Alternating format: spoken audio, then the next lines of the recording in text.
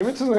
E uma elevação de temperatura de menos de 1 grau, 0,79, aliás, a precisão, né, do 7,9, e colocaram isso no relatório. Nessa hora, o pessoal começou a questionar e o pessoal falou, ó, cala a boca, vocês não podem falar nada disso daí. Foi aí que gerou a grande debandada do IPCC em 2007 e 2008.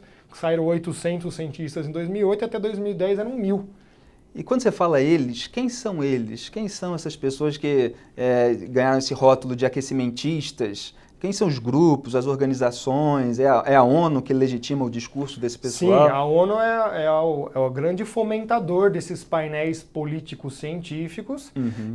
Eu defendo uma tese, inclusive eu coloquei isso na minha tese de livre docência, que inclusive foi malograda, né? Mas que a ONU vem montando esses painéis políticos científicos, montou o painel do ozônio em 87, o do clima em 88, pasme, pouca gente sabe, mas já tem o painel da biodiversidade e serviços ambientais em 2010. Esse vai ser um enorme problema, ele está passando rasteiro, ninguém está vendo. Estou prognosticando, minha boca é maldita quando eu falo acontece. Um painel dos oceanos vai surgir em breve, um painel sobre a Antártida e até 2025 nós vamos ter um painel do espaço sideral. Ah, mas de onde você tira essas conclusões? Isso está tudo nos relatórios da Rio 92, então não é nenhuma teoria da conspiração. Eles colocam muito claro quais são os ecossistemas que eles querem preservar. E o espaço sideral é um ecossistema, deve ter umas amebas espaciais voando lá. E quando você vê qual que é o grande problema do espaço sideral, é você colocar as tecnologias dos satélites para controlar o espaço aéreo dos países. Então, do mesmo jeito que o discurso hoje é, olha, países em desenvolvimento, não tem espaço na atmosfera para você lançar CO2, olha, países em desenvolvimento, não tem mais órbita no espaço, porque o espaço está cheio de lixo espacial. É o discurso que você já ouve hoje. Exatamente. E aproveitando que a gente falou de quem são eles, tem um trecho do vídeo que a gente separou também, do Richard Lindzen, que é professor do MIT, para a Prager University. Também a gente separou exatamente o trecho do grupo 3 que ele coloca todo esse pessoal junto. Vamos ver como é que ele os descreve. That's where group 3 comes in. The politicians, environmentalists and media. Global warming alarmism provides them, more than any other issue, with the things they most want. For politicians, it's money and power. For environmentalists, it's money for their organizations and confirmation of their near religious devotion to the idea that man is a destructive force acting upon nature. And for the media, it's ideology, money, and headlines. Doomsday scenarios sell. Meanwhile, over the last decade, scientists outside of climate physics have jumped on the bandwagon, publishing papers blaming global warming for everything, from acne to the Syrian civil war. And crony capitalists have eagerly grabbed for the subsidies that governments have so lavishly provided. Unfortunately, Group 3 is winning the argument because they have drowned out the serious debate that should be going on. But while politicians, environmentalists, and media types can waste a lot of money and scare a lot of people, they won't be able to bury the truth. The climate will have the final word on that. I'm Richard Lindzen, Emeritus Professor of Atmospheric Sciences at MIT for Prager University. Aqui nós estamos abrindo o espaço para o contraditório. Como é que é lidar com toda essa turma descrita aí pelo professor do MIT? É muito difícil, é muito complicado, você não tem chance de fazer absolutamente nada, você não tem verba para trabalhar, você usa o seu próprio dinheiro para fazer suas pesquisas, né? E você é a todo momento acusado de receber dinheiro de indústria de petróleo, do agronegócio, essas coisas, tudo que eu adoraria receber esse dinheiro para fazer. E tem muitas dessas organizações que recebem dinheiro de entidades internacionais para propagar essa... Tudo declarado, né? Porque nos Estados Unidos eles não podem omitir isso, então essas fundações dizem para onde vão esses fundos, né? E você chegou a mencionar já numa das suas respostas o Acordo de Paris sobre o clima. Isso virou até trend topic no Twitter no dia que o Donald Trump anunciou a saída dos Estados Unidos do Acordo de Paris sobre o clima.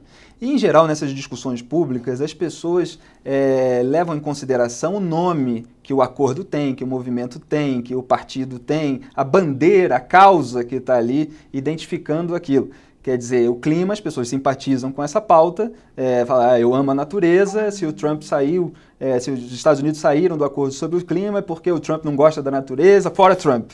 E elas não avaliam, mesmo que para argumentar contra a saída, em que consiste o Acordo de Paris sobre o clima. Quer dizer, isso é para trazer soluções para problemas que realmente existem ou é só para financiar esses grupos envolvidos e havendo outros interesses por trás disso? Você me disse que já fala há 9 anos das questões geopolíticas que o Trump acabou apontando nesse discurso dele sobre a saída. Eu queria que você falasse um pouquinho sobre esse assunto. Perfeito.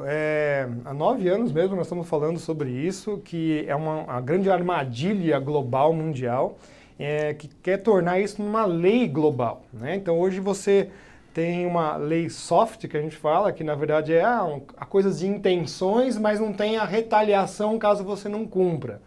Com o Acordo de Paris, estava se preparando o cenário para montar a Polícia Climática, o ICCC, que é o seguinte, amigão, você não conseguiu fazer aí cumprir as suas metas, então você vai ter sanções políticas.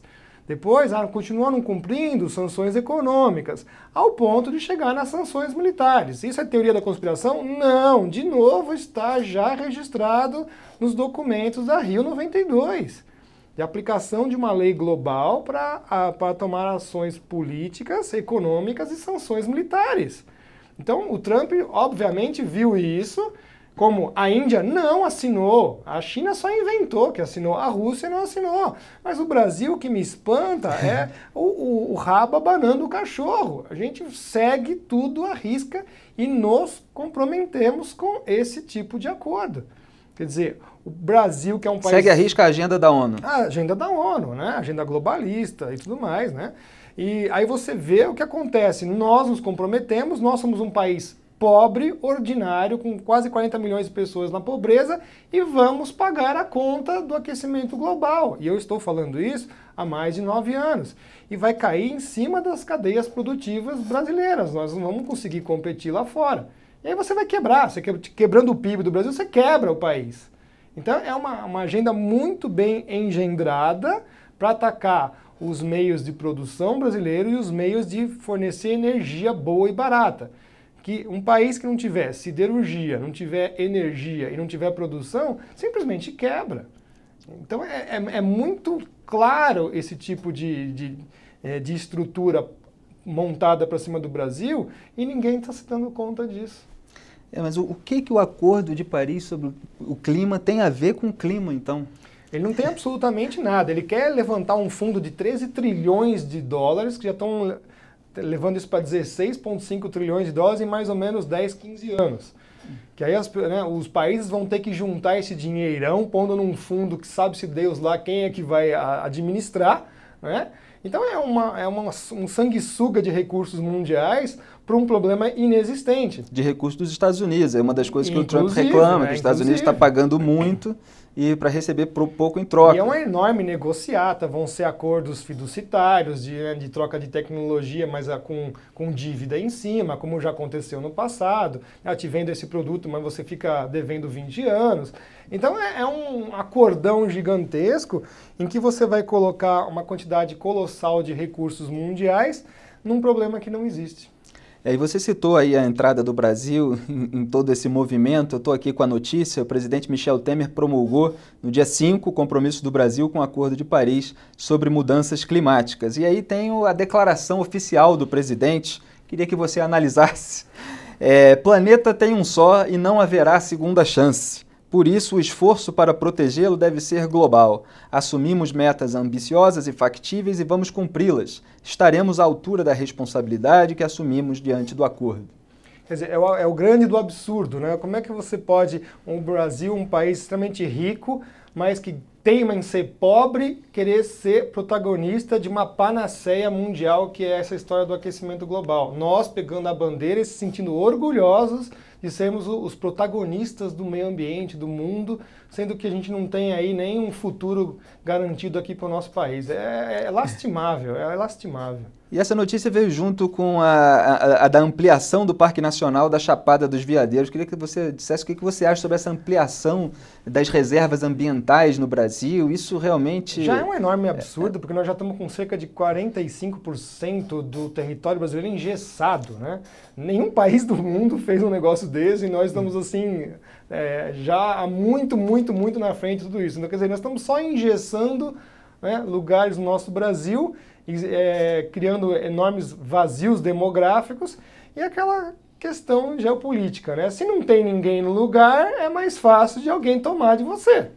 Isso é muito claro, Mas é tudo feito em nome da natureza, da proteção ao meio ambiente, e você, como alguém da área, não vê essa proteção? Não, isso não tem nada a ver. Exatamente quando você... É mais um argumento político, de bom mocismo, Exato. vamos Todo ficar de bem com todo cientista mundo. vê que quando o homem está junto ao meio ambiente, na verdade ele trata muito melhor do que ao Deus dará das coisas, né?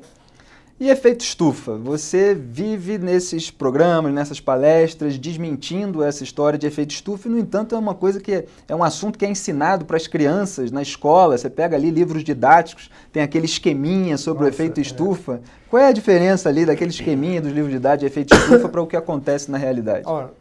Isso foi uma confusão que fizeram, né? Começa com o Carl Sagan, ele também trabalha em cima disso daí, onde popularizou a ideia do efeito estufa, de dizer que os gases da atmosfera retêm a energia, né? Na verdade, não. A radiação solar incide na superfície do planeta Terra e a atmosfera esquenta de baixo para cima. Tanto é que ela é fria em altitude, ela não é quente.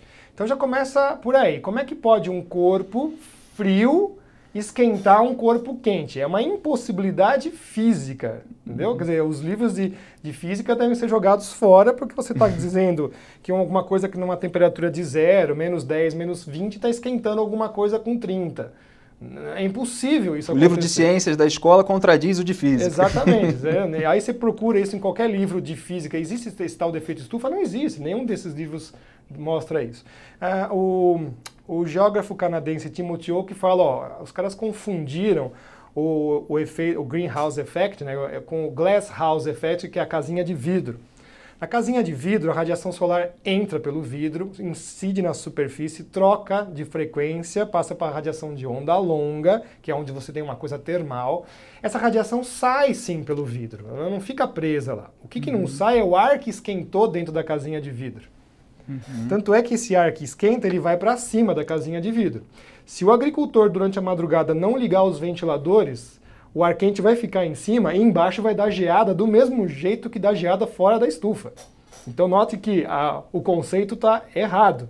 Tá? A atmosfera não tem uma cobertura de vidro, portanto, a atmosfera ela converte uma boa quantidade de energia solar em aquecer o ar. Então é o ar que demora para perder calor, energia. Quanto que eles falam sobre a radiação é a velocidade da luz. Bateu na superfície, trocou de frequência, vai embora para o espaço. Você não vê isso. E aí eles veem, não, mas espera aí, a molécula de CO2 ela vai interceptar essa radiação. Sinto muito. Por quê? Porque a radiação a molécula de CO2 ela intercepta radiação na temperatura de menos 80 graus Celsius. Ou seja, o planeta precisaria estar emitindo numa frequência de menos 80, ou seja, uma bola de sorvete, para o CO2 enxergar essa radiação. E mesmo assim, ele não ia fazer absolutamente nada, porque durante 2 eras glaciais nós tínhamos 10 vezes a concentração de CO2 atual e o CO2 não conseguiu esquentar o planeta. Então, olha só, são duas coisas importantíssimas. Primeiro, o efeito estufa não funciona do jeito que eles falam. E segundo, o CO2 não intercepta a radiação térmica quente, ela pega a radiação fria. Então é impossível dele fazer isso. E esse conceito errado de efeito estufa é usado para embasar qual o argumento desse pessoal? É todo ele. Todos. É simplesmente Mudança todo climática, aquecimento global,